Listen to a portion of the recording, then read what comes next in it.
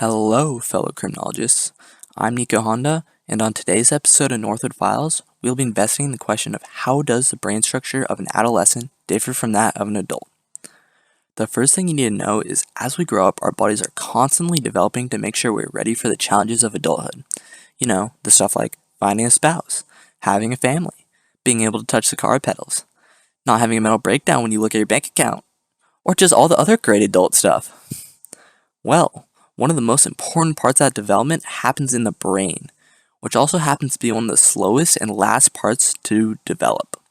In an interview with NPR, neuroscientist Sandra Amdott made it clear that the prefrontal cortex of the brain does not stop developing until age 25.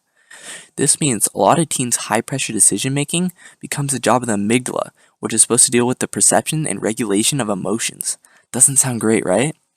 Well, this is a reason why when your friend speeds past you on the highway, honking his horn, you just have to speed back and catch him in response.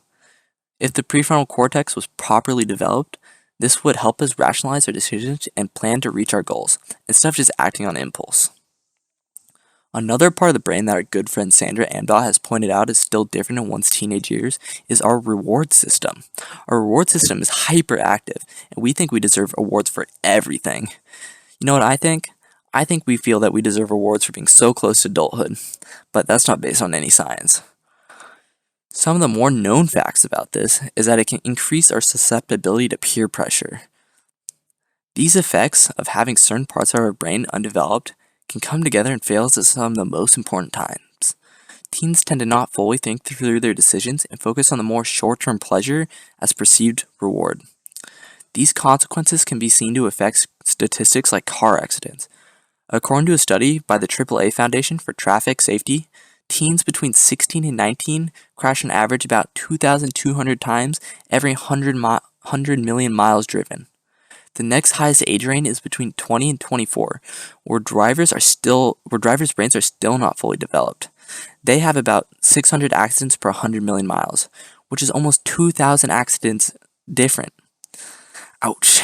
While these numbers can be partially explained by teens being new drivers, the undeveloped brain can be a big factor in this as well. A lot of these poor decisions end with kids in trouble, and sometimes even in court. Once in court, they're faced with numerous more decisions where an undeveloped brain and poor judgment can incriminate them or lead them to present information not whether they don't think about the consequences. Having an undeveloped reward system can also cause youth victims to try and lie in court cases to better the situation, which often doesn't end well for them. Overall, adolescent brains can get them into a lot of poor decisions and into a lot of trouble, just because they don't have the processing power adults do. Just wait until next episode where we discuss more of these specifics and how they can affect kids in court.